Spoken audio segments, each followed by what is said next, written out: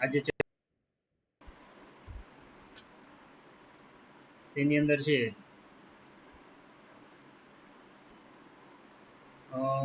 આપણે છેલ્લે last time ઉનાળામાં જોવા મળતી મરીચિકાની ઘટના પૂર્ણાંતરિક પરાવર્તનના કારણે હીરો ઝળહળતો દેખાય છે. એમઈસી પ્રિઝમ અને છે સમુદ્રી બાજુ કાટકોણ પ્રિઝમની મદદથી છે તમે પ્રકાશનું 90 થી 180 અંશના કોણે વિચલન મેળવી શકો છો. આની અંદર વિદ્યાર્થી મિત્રો એક પોઈન્ટ મારે તમને કરાવવાનો બાકી રહી ગયો હતો, મને એવું લાગે છે.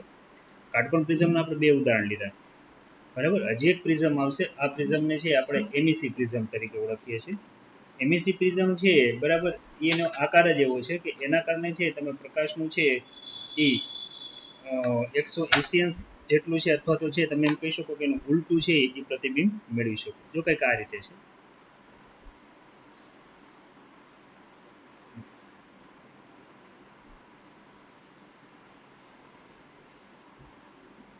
આ રીતનો કંઈક પ્રિઝમનો આકાર હોય છે. હવે થાય છે શું, તો કે અહીંયા કોઈ એક વસ્તુ રાખવામાં આવે છે. આ વસ્તુને આપણે દર્શાવીએ એ અને બી વડે દર્શાવીએ. એમાંથી જે કિરણો નીકળે છે, બરાબર, આ રીતે આપાત થઈ. તમને ખબર છે અહીંયા જો હું સપાટીને લંબ દોરું તો આ લંબ સાથે. હવે આ જે માધ્યમ છે પતલું માધ્યમ છે, મીન્સ કે હવાનું માધ્યમ છે. આ કાચનું માધ્યમ છે, એટલે કે પ્રિઝમ છે, કાચનું માધ્યમ. અહીંથી પ્રકાશનું કિરણ છે લંબની નજીક આવે, તમને ખબર છે, એટલે અહીંથી આ કિરણ આ બાજુ આવશે. જેવું આ બિંદુએ સંપાત થશે, જો હું અહીં સપાટીને લંબ દોરું તો આ જે ખૂણો છે એ કાચ અને હવાના ક્રાંતિકોણ કરતાં મોટો થશે, એટલે ત્યાંથી જ એનું થઈ જશે પૂર્ણાંતરિક પરાવર્તન. એટલે આ પૂર્ણાંતરિક પરાવર્તન પામી અહીંયા દાખલ થશે. હવે જો આ બિંદુએ હું સપાટીને લંબ દોરું તો છે હવે ઘટ માધ્યમમાંથી ક્યાં જાય છે, તો કે પતલા માધ્યમમાં. એટલે તમને ખબર છે કે જો હું અહીંયા કદાચ આમ લંબ દોરું, સોરી, જો હું અહીંથી આમ લંબ દોરું, જો આ રીતે આમ લંબ દોરું તો આ છે હવે છે ઘટમાંથી પતલામાં જતા લંબથી દૂર ભાગશે, એટલે આ દિશામાં ભાગશે. ટૂંકમાં એનું પ્રતિબિંબ મને અહીંયા જોવા મળશે, જેને નામ આપી દઉં એ ડેશ. આ જ રીતે છે બીનું પ્રતિબિંબ લઈએ, બરાબર, તો બીનું પ્રતિબિંબ પણ તમે જોઈ શકો છો. જો અહીંથી આ બાજુ આવશે, અહીંથી વિચલન પામીને સામે જશે અને ત્યાંથી છે આ બાજુ આવશે. એનું પ્રતિબિંબ આ છે, એ ડેશ કીધું આપણે એને, બરાબર. બીનું પ્રતિબિંબ અહીંયા છે, જેને આપણે શું કહીએ, બી ડેશ. આમ તમે જુઓ તો કે એ બી છે એનું પ્રતિબિંબ આપણને ઉલટું મળશે, જો આ રીતે એ ડેશ બી ડેશ ઉલટું. તો આ રીતે છે તમે ઉલટું પ્રતિબિંબ મેળવી શકો છો, બરાબર. તો આ એક એમઈસી પ્રિઝમ છે. એમઈસી પ્રિઝમની મદદથી આ સંપૂર્ણ ઘટના સમજી શકાય છે. ત્યારબાદ આપણે ઓપ્ટિકલ ફાઇબર્સની વાત કરેલી હતી કે પાતળા લાંબા ફ્યુઝડ ક્વાર્ટ્ઝમાંથી બનાવવામાં આવે છે. પૂર્ણાંતરિક પરાવર્તન દ્વારા છે પ્રકાશના તરંગોને વિદ્યુત સિગ્નલમાં રૂપાંતર કરીને કોમ્યુનિકેશનમાં હાલ આનો ઉપયોગ મેક્સિમમ થાય છે. તમે જોઈ શકો છો કે અહીંયા પ્લાસ્ટિક જેવું આ મટીરિયલ છે જે મૂવેબલ હોય છે, તમને વાળો છતાં પણ તૂટતું છે. જે આકૃતિ બતાવી છે નાના નાના લેમ્પ જેવું દેખાય છે, એ આપણે નાઇટ લેમ્પ આનો ઉપયોગ કરીએ છીએ, બરાબર. તો કે આ રીતે ઉપયોગી છે. કઈ રીતનું આનું હોય છે, તો કે છે અંદરની બાજુ છે પાતળું દ્રવ્ય હોય છે, અને ઉપરની બાજુ એક પાતળું લેયર હોય છે, જેને ક્લેડિંગ કહેવામાં આવે છે, અને પૂર્ણાંતરિક પરાવર્તનની શરત એમાં સંતોષાય છે. હવે આપણને એમ કીધું છે કે બે પારદર્શક માધ્યમોમાં ગોળીય આંતરપૃષ્ઠ આગળ થતું વક્રીભવન સમજાવો. હવે વિદ્યાર્થી મિત્રો જનરલી શું હોય છે એની વાત કરીએ કે આપણે જે અહીંયા વાત કરીએ છીએ, દાખલા તરીકે હું ઓપ્ટિકલ ફાઇબર દોરું તો કે આ રીતે છે. ખાસ કરીને જે બિંદુએ કિરણ સંપાત થાય છે, ઇન્સિડન્સ થાય છે, બરાબર, એ બિંદુને છે એ ખૂબ સૂક્ષ્મ ભાગ હોય છે. ફોર એક્ઝામ્પલ તમે જો અહીંયા છે આ સપાટી દોરેલો લંબ છે, કોઈ કિરણ અહીંથી છે આપાત થાય છે, વક્રીભવન પામીને જ્યારે સામેના બિંદુએ ટચ થાય તો આ ટચ થાય બિંદુ તમે જુઓ, આ સૂક્ષ્મ એવો વિસ્તાર જ્યાં બિંદુએ ટચ થાય છે, જો હું એને મેગ્નિફાઈન કરું ને એ સૂક્ષ્મ એવો ભાગ છે ને, આમ આટલા ભાગ છે એ આ એરિયા માટે થોડોક સમતલ જેવો લાગશે, અને એટલે કે અરીસા જેમ સમતલ જેવો લાગશે. ત્યાંથી શું થઈ જશે એનું પૂર્ણાંતરિક પરાવર્તન. વળી એ જ કન્ડિશન જો તમને અહીંયા જોવા મળશે, આ જ કન્ડિશન આ બિંદુએ પણ જોવા મળશે, અને આ રીતે વારંવાર પૂર્ણાંતરિક પરાવર્તન પામીને એ કિરણ છે એ બહારની બાજુ નિર્ગમન પામતું હોય છે. એટલે ખાસ જો અહીંયા લખીએ, બરાબર, તો કે બે પારદર્શક માધ્યમોમાં ગોળીય આંતરપૃષ્ઠ આગળ થતા વક્રીભવન માટે વક્ર સપાટીના અત્યંત નાના ભાગને જો અહીં લખેલું છે સમતલ ગણી શકાય. આથી દરેક બિંદુ પાસે વક્રીભવનના નિયમો લાગુ પાડી શકાય છે. ટૂંકમાં આ દરેક બિંદુ તમને જે દેખાય છે એ નાના એવા સૂક્ષ્મ સમતલ ભાગ વિચારો, અને વક્રીભવનમાં આપણે જોયું હતું કે જ્યારે છે બે માધ્યમની જુદી પાડતી સપાટી પાસે કે આ તે વગેરે આપણે વ્યાખ્યા પ્રમાણે આવીએ છીએ, આમ વક્ર અરીસાથી જેમ પરાવર્તન થાય છે તેમ અહીંયા આપણે પરાવર્તન જોવા મળે છે. આ બિંદુએ પણ તમે લંબ દોરી અને વક્રતા કેન્દ્રમાંથી પસાર કરીને આવી બધી વાતો કરી શકો છો. તો આપણે એક કામ કરીએ, હવે વક્ર સપાટી લઈએ, તેને વક્રતા ત્રિજ્યા લઈએ, વક્રતા કેન્દ્ર લઈએ. હવે એના આધારે છે આપણે છે આઉટપુટ આપણને કેવું મળે છે, બરાબર, એ આપણે ચેક કરીએ. ચાલો, જો મોસ્ટ આઈએમપી સવાલ છે, લગભગ આ વર્ષે બોર્ડમાં પૂછાણો હતો, 4 માર્ક કે ગોળીઓ સપાટી માટે વસ્તુ અંતર, યાદ રાખીએ આપણે વસ્તુ અંતરને આપણે યુ સાઇન વડે દર્શાવીએ છીએ. પ્રતિબિંબ અંતર કે જેને આપણે વી સાઇન વડે દર્શાવીએ છીએ. વચ્ચેનો સંબંધ માધ્યમના વક્રી ભવનાંકને આપણે એન સાઇન વડે દર્શાવીએ છીએ. વક્રતા ત્રિજ્યા કે જેને આપણે શેના વડે દર્શાવીએ છીએ, આર ના પદમાં મેળવો. હવે ટૂંકમાં આપણે સંબંધ મેળવો છે. આમાં આ 4 પદ આવવા જોઈએ. હું જે છેલ્લે સૂત્ર લખીશ ને એમાં એક વક્રી ભવનાંક આવવો જોઈએ, એક વક્રતા ત્રિજ્યા આવી જોઈએ, પ્રતિબિંબ અંતર વી આવવું જોઈએ અને વસ્તુ અંતર શું આવવું જોઈએ, યુ આવવું જોઈએ. હવે આના માટે છે થોડુંક મારે અહીંથી લખતું જવું પડશે અને આગળ વધતું જવું પડશે. આપણે એક કામ કરીએ કે અહીંયા છે ને કોઈ એક વક્ર સપાટી લઈએ. ચાલો હું આવી રીતે એક વક્ર સપાટી વિચારું છું.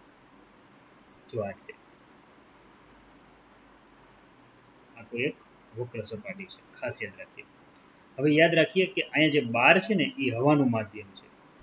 આ માધ્યમનું એક કહી દઉં, જે પાતળું માધ્યમ છે, એટલે અહીં હું લઉં છું હવાનું માધ્યમ છે. આ જે માધ્યમ છે ને એ ઘટ માધ્યમ છે, જે હવા કરતાં ઘાટું છે, એટલે આને છે આપણે છે ઘટ માધ્યમ કહી દઈએ, બરાબર, ખાસ યાદ રાખજો. અહીંયા છે જો હું છે બંનેની સામાન્ય અક્ષ દોરું તો આ જે દોરાશે એ થશે સામાન્ય અક્ષ દોરાશે. હવે મારે શું કરવું છે તો કે કોઈ એક વસ્તુને હું અહીંયા રાખું છું, ખાસ યાદ રાખજો. હવે તમે જુઓ છો કે આ વક્ર સપાટી છે, બરાબર, એનું મધ્યમાન સ્થાનને તમે આ ગણી શકો. એનો અર્થ એવો થયો કે મેં અહીંયા વસ્તુ ઓ રાખેલી છે, તો વસ્તુ ઓ છે એ કેટલા અંતરે છે, તો આપણે એમ કહી શકીએ કે ભાઈ યુ જેટલા અંતરે છે. એટલે આ શું થયું, વસ્તુ અંતર યુ થયું. હવે વસ્તુમાંથી તમને સમજાય એ પ્રમાણે ઘણા બધા કિરણો નીકળતા હોય, બરાબર. તો આપણે આમાં 2 કિરણો લઈએ. એક આ જે બિંદુ છે, આ બિંદુને હું પી નામ આપી દઉં, જે છે સપાટીનું મધ્ય બિંદુ છે. હવે અહીંથી જે કિરણો નીકળે છે, બરાબર, ઓમાંથી અસંખ્ય નીકળતા હોય, એમાં 2 કિરણોને હું ધ્યાનમાં લઉં. એક કિરણ છે વક્ર સપાટી ઉપર કોઈ બિંદુએ સંપાત થાય છે, જે બિંદુએ સંપાત થાય આ બિંદુને હું નામ આપી દઉં, એ નામ આપી દઉં. અને બીજું કિરણ છે એ હું છે અક્ષ ઉપર જ આગળ વધારું છું, આ જ બિંદુ ઉપર. એનો અર્થ એવો થયો કે વક્ર સપાટીને લંબ સાથે 0 કોણ આપાત થાય છે, તો આ જ રીતે છે આ કિરણ બંને પારદર્શક હોવાથી 0 કોણ જ વક્રીભૂત થઈને આગળ વધે. બીજી વાત એ કે આ બિંદુએ જો હું લંબ દોરું, બરાબર, તો આ જે છે આ બિંદુએ જો આપણે અહીં લંબ દોરશું તો આપણને છે લંબ અહીંયા મળશે. એટલે કે આ જે છે બિંદુ સી છે. હંમેશા યાદ રાખીએ કે છે વક્રતા કેન્દ્રમાંથી છે લંબ પસાર થાય. એનો અર્થ એવો થયો કે આ જે ખૂણો છે એ આપાત કોણ થશે, જેને હું નામ આપી દઉં θ1. આકૃતિ હોય તો તમે સાથે દોરી શકો છો. યાદ રાખીએ કે પ્રકાશનું કિરણ હવાના માધ્યમમાંથી ઘટ માધ્યમમાં જાય છે. જો હવાના માધ્યમમાંથી ઘટ માધ્યમમાં જાય, પાતળાથી ઘટ જાય એટલે લંબ તરફ વળે. એટલે આ જે કિરણ છે ઓ એ કિરણ, બરાબર, એ આ બિંદુએ સંપાત થઈ વક્રીભવન પામી અને લંબ તરફ વળશે અને આગળ વધશે. જે બિંદુએ સંપાત થશે એ બિંદુને હું નામ આપી દઉં ઓ ડેશ. ટૂંકમાં ઓ માંથી 2 કિરણો નીકળ્યા, ઓ એ અને ઓ પી, બંને એકબીજાને ઓ ડેશ બિંદુએ મળે છે. એટલે ઓ ડેશ બિંદુ છે એ આપણા માટે થશે વસ્તુઓનું પ્રતિબિંબ થશે, બરાબર છે. તો આ રીતે આપણે એને દર્શાવી શકીએ. હવે પ્રતિબિંબ અંતરને દર્શાવવું હોય તો પ્રતિબિંબ અંતરને કઈ સંજ્ઞા વડે દર્શાવાશે, વી સાઇન વડે દર્શાવવામાં આવે છે, બરાબર. તો આ પણ આપણે યાદ રાખશું. વધારામાં તમે જોઈ શકો છો વક્રતા કેન્દ્ર છે, બરાબર. તો આ જે અંતર છે આ અંતરને હું કહી દઉં વક્રતા ત્રિજ્યા આર, બરાબર. આ રીતે દર્શાવી શકીએ. ટૂંકમાં મને અહીંયા જે વક્રીભૂત કોણ મળે છે આ વક્રીભૂત કોણને હું નામ આપી દઉં θ2 નામ આપી દઉં. હવે વધારામાં છે અહીંયા જે ખૂણા બને છે આ ખૂણાનું આલ્ફા નામ આપી દઉં, અહીંયા જે ખૂણો બને છે આ ખૂણાને બીટા નામ આપી દઉં, અને અહીંયા જે ખૂણો બને છે આ ખૂણાનું ગેમા નામ આપી દઉં. વિદ્યાર્થી મિત્રો, મારું સાદુરૂપ ચોપડી કરતાં કંઈક અલગ હશે, થોડુંક સહેલું હશે, તમને સમજાય એ રીતે હશે. એટલે હારવાર છે સ્ક્રીનશોટ લેતા જજો. તો અહીંયા આકૃતિ પૂરી થઈ. હવે આનું વર્ણન કઈ લખાય. આકૃતિમાં કોઈ એક ગોળીય વક્ર સપાટી બતાવેલી છે કે જેનો વક્રી ભવનાંક n2 છે. હવાના માધ્યમમાં કોઈ એક બિંદુ એક વસ્તુ O રાખેલી છે. ઓમાંથી 2 કિરણો નીકળે છે, OA અને OP. બંને એકબીજાને છે વક્રીભવન પામી C બિંદુએ O' બિંદુએ મળે છે. આથી O' એ ઓનું પ્રતિબિંબ થશે. અહીં આપાત કોણ θ1 છે, વક્રીભૂત કોણ θ2 છે તથા આકૃતિની ભૂમિતિ પરથી ખૂણો આલ્ફા, બીટા અને ગેમા લીધેલ છે. ચાલો આટલું ક્લિયર થયું હોય તો હવે આગળ વધીએ. હવે આપણે શું કરવું છે તો કે સૌપ્રથમ છે મારે અહીંયા શું કરે પહેલા આલ્ફા બીટા અને ગેમાની કિંમત મેળવી લેવી. તમે જોઈ શકો છો કે આ ગોળીય વક્ર સપાટી છે ને ખૂબ વક્રતાની ઓછી છે, એટલે આને તમે એક સમતલ સપાટી ગણી શકો, ત્રિકોણ જેવી ગણી શકો. તો અહીં ત્રિકોણ રચાય છે, જો ઓ પી એ રચાય છે. તો આપણે અહીં લખીએ કે ત્રિકોણ ઓ પી એ માં આપણને એક સૂત્ર આવડે છે, ખૂણો બરાબર ચાપના છેદમાં ત્રિજ્યા. ખૂણો એટલે અહીંયા આવશે આલ્ફા, ચાપ એટલે તમે જોઈ શકો છો તમે પીએ મળશે, અને છેદમાં આવશે ત્રિજ્યા. ત્રિજ્યા એટલે તમને શું મળશે? યુ મળશે, પણ આપાત કિરણની વિરુદ્ધ દિશામાં તો અહીંયા માઇનસ. હવે આ તમે આકૃતિ જો, ખૂણો એટલે આલ્ફા, ચાપ એટલે પીએ, અને છે ત્રિજ્યા એટલે તમને યુ મળશે, પણ તમે જોઈ શકો છો અંતર આપણે એનાથી વિરુદ્ધ દિશામાં માપીએ છીએ નિયમ પ્રમાણે, એટલે એ કેવું આવશે? માઇનસ. ચાલો બીજો ત્રિકોણ વિચારો, પી અથવા હું અહીંથી લઉં એ પી સી. ખૂણો બીટા છે, તો ચાપ કઈ લાગે? પી એ લાગે, અને છેદમાં ત્રિજ્યા કઈ આવે? તો કે આર આવશે. હવે આર જે ત્રિજ્યા છે એ ખાસ યાદ રાખીએ તો કે અહીંથી જે કિરણ દિશામાં જાય છે, આ આર હું અહીંથી જ માપું છું, એટલે આપાત કિરણની દિશામાં માપું છું, મારી પ્લસ લેવાનું રહે. તો અહીંયા મારે લખવું પડશે હવે ત્રિકોણ સી પી એ માં ખૂણો એટલે બીટા, ચાપ એટલે પીએ, અને છેદમાં ત્રિજ્યા એટલે શું આવશે? આર. આ જ રીતે હજી મારે એક ત્રિકોણ વિચારવાનો રહ્યો. કયો વિચારવાનો રહ્યો એ હવે તમને આઈડિયા આવી ગયો છે. જે ત્રિકોણ આ વિચારવાનો રહ્યો, અહીંથી તમે જુઓ તો કે આ જે ત્રિકોણ છે, આ ત્રિકોણ મારે વિચારવું છે. એનો અર્થ એવો થયો કે એ પી ઓ ડેશ વિચારવું, તો ખૂણો આલ્ફા થાય, ચાપ પી એ થાય, અને ત્રિજ્યા એટલે તમે જોઈ શકો છો જો આ લાંબુ અંતર એટલે શું આવશે? વી આવશે. બરાબર છે. તો અહીં લખીએ ઓ ડેશ પી એમાં ખૂણો શું છે તો કે ગામા છે, ચાપ શું છે તો કે પીએ છે, અને ત્રિજ્યા એટલે શું આવશે? તો વિદ્યાર્થી મિત્રો આપણને અહીંયા છે આલ્ફા, બીટા અને છે ગામા, આ ત્રણેયની આપણને અહીંયા છે કિંમત મળી ગઈ. હવે આપણે શું કરે? બરાબર, તો કે હવે આપણે બિંદુ એ પાસે હોવી જોઈએ. તમે જો આ બિંદુ એ, બિંદુ એ પાસે હું સ્નેલનો નિયમ લગાડું તો n1 sin θ 1 થાય, બરાબર થશે n2 sin θ 2. અહીં લખીએ એ બિંદુ પાસે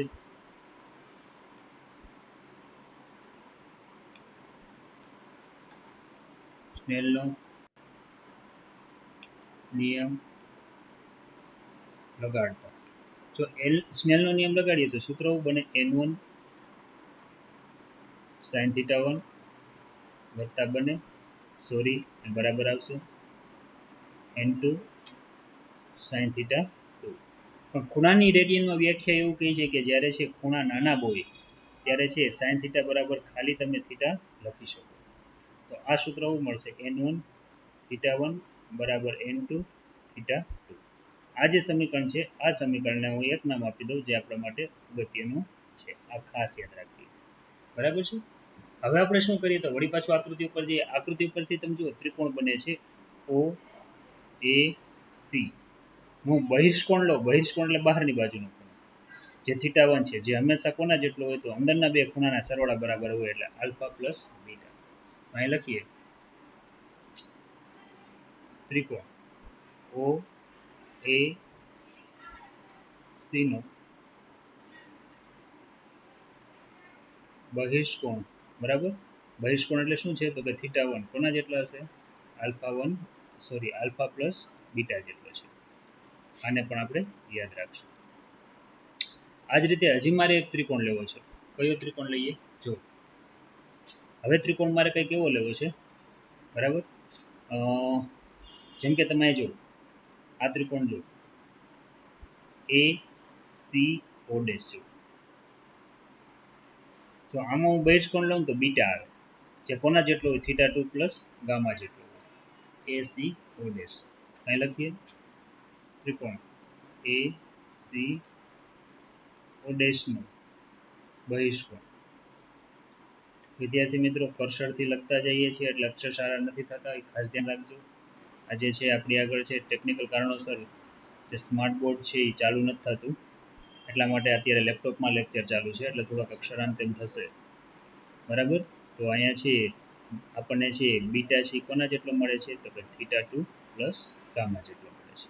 હવે જો હું ગામાને ટાર્ગેટ કરું, બરાબર, તો તમને ખબર છે બીટા માઇનસ શું આવશે, θ2. સોરી,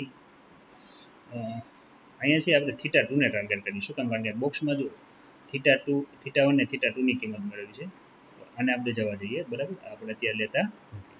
પણ જો હું θ2 ને ટાર્ગેટ કરું તો શું લખાશે, તો કે બીટા માઇનસ ગામા.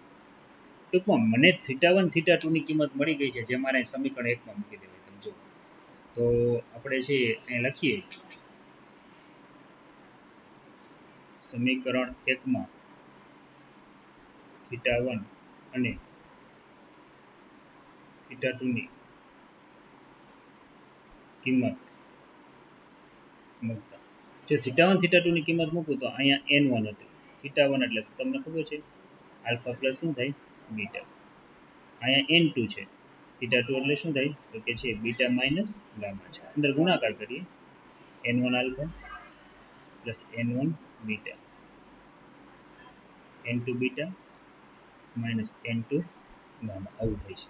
એક કામ કરીએ, આપણે બીટાવાળા સ્ટેપ ભેગા કરીએ, એટલે અહીંયા આવશે n1 આલ્ફા, આ માઇનસ વાળું પદ છે આ બાજુ આવે તો પ્લસ થઈ જાય, n2 ગામા. અહીંયા છે n2 બીટા માઇનસ અહીંયા આવશે n1 બીટા. બેમાંથી બીટા કોમન નીકળે એમ છે, તો અહીંયા આવશે n1 આલ્ફા પ્લસ પ્લસ જ હતું, હા, n2 ગામા બરાબર છે. અહીંયા બીટા કોમન કાઢો તો n2 માઇનસ n1 ઇન્ટુ શું આવશે, બીટા આવશે, બરાબર, તમે જોઈ શકો છો. હવે આ જે સ્ટેપ મળ્યું ને, આ સ્ટેપનું નામ આપી દઉં સમીકરણ નંબર 2. હવે વિદ્યાર્થી મિત્રો, આપણે છે અગાઉ જ આલ્ફા બીટા અને ગેમાની કિંમત મેળવી દીધી છે, એટલે અહીં લખીએ સમીકરણ 2 માં આલ્ફા બીટા અને ગામાની કિંમત મૂકતા, જો આલ્ફા બીટા અને ગામાની કિંમત મૂકીએ તો n1. હવે તમને એ ખબર હોય છે કે આલ્ફા બીટા અને ગેમાની કિંમત શું મેળવી છે. જો આલ્ફા pa ના છેદમાં માઇનસ u, pa ના છેદમાં r અને pa ના છેદમાં v.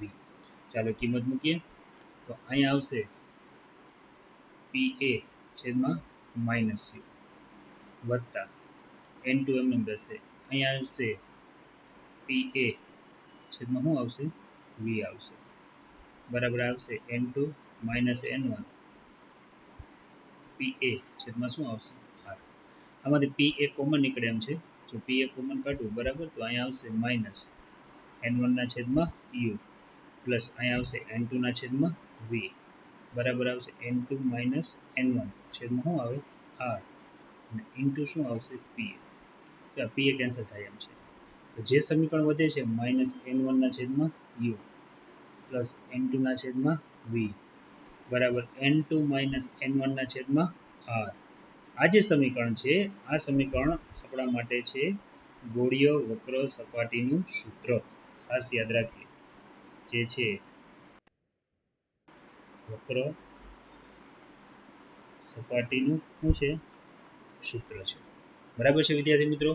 તો એકદમ તમને સરળ રીતે સમજાયું. તમે ક્યારેક ટેક્સ્ટ બુક ખોલજો, બરાબર, અને એમાં આનું સાદુરૂપ જોજો, અને આપણે જે આપ્યું એ સાદુરૂપ જોજો, તમને આમાં છે ઘણો ફેરફાર જોવા મળશે.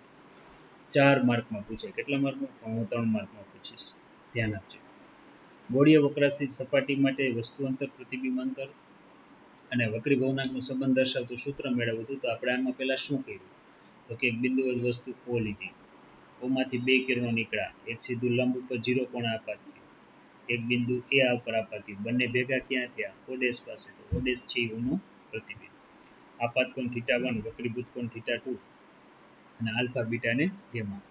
ખૂણો બરાબર ચાપના છેદમાં ત્રિજ્યા લઈ પહેલા આપણે આલ્ફા બીટા અને ગેમાની કિંમત મેળવી લેવાની. જોવાય પછી તમારે બિંદુ A પાસે સ્નેલનો નિયમ લગાડીને ખૂણા નાના લઈ લેવાના.